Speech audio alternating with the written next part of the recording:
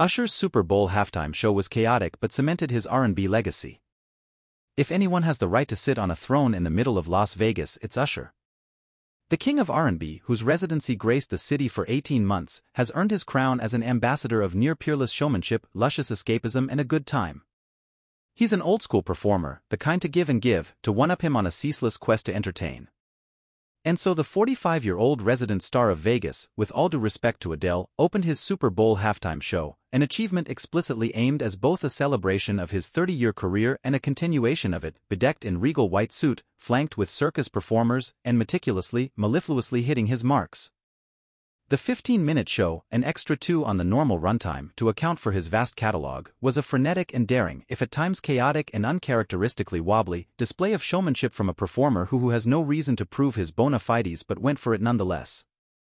His mic was live, dance moves locked and loaded, and, at one point, roller skates on.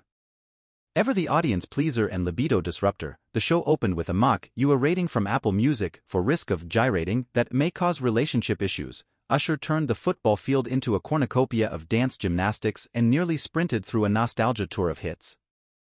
This was to be the climax of the Usher renaissance, his strenuous efforts to turn the country on and back to R&B, with his new album Coming Home, released just 2 days before this legacy-cementing show. Usher seemed at times to feel the weight of the moment, particularly in the first half.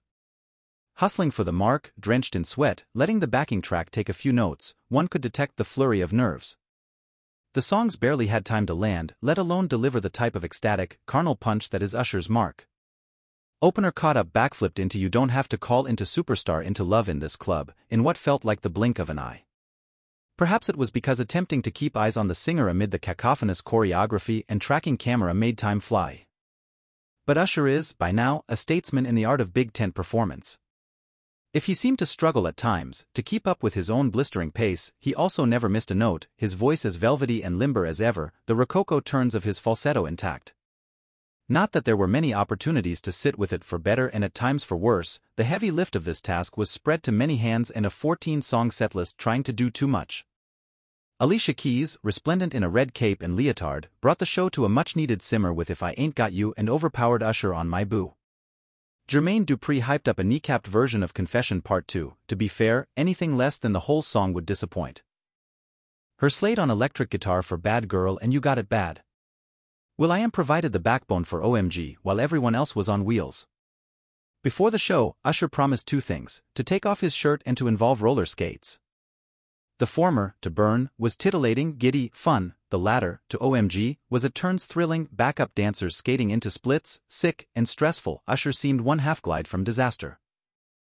The wheel-slicked choreography with a noticeably off-balance star, cut with an in-crowd Lil Jon singing Turned Down for What into a shaky cam, made me nostalgic for Rihanna's relaxed yet commanding take last year, her disinterest in choreography cooling the show's usually blisteringly ferocious pace.